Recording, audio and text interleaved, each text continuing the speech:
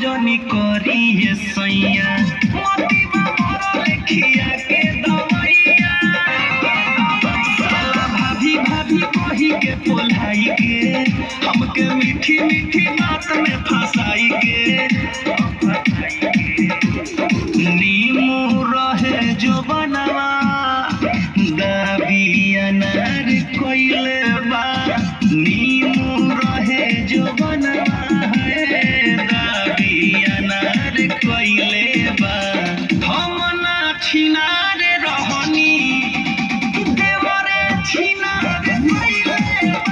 है बिल्फा हाई वाला जोन पहले ऐसे ही से करते रहे वो वाला ना तो आज